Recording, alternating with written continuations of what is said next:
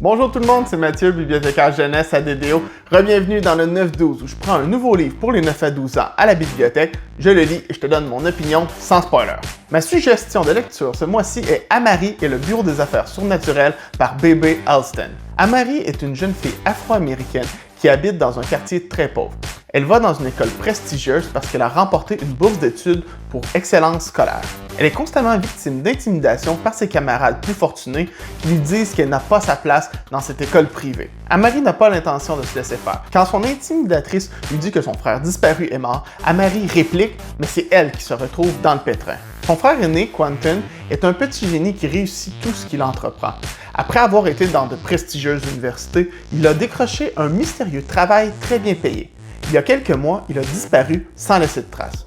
La police apprend à Amari et à sa mère que Quentin n'aurait pas de travail selon leur dossier. Ils ne prennent pas la disparition de Quentin très au sérieux.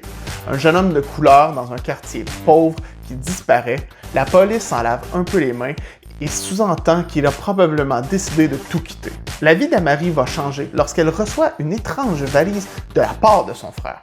Quentin a bien disparu, mais c'est dans le cadre de son travail au Bureau des affaires surnaturelles. Quentin est un agent pour le bureau chargé d'enquêter les criminels du monde magique.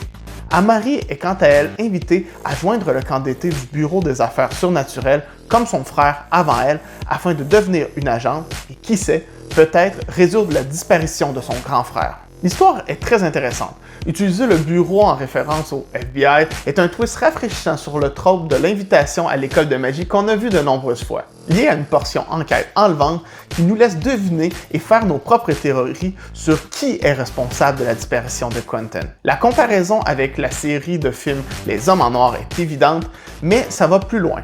Dans ce monde, il y a des extraterrestres, mais il y a aussi des yétis, des fantômes, des loups-garous et pas mal toutes les créatures surnaturelles auxquelles tu peux penser. Les thématiques du livre sont claires.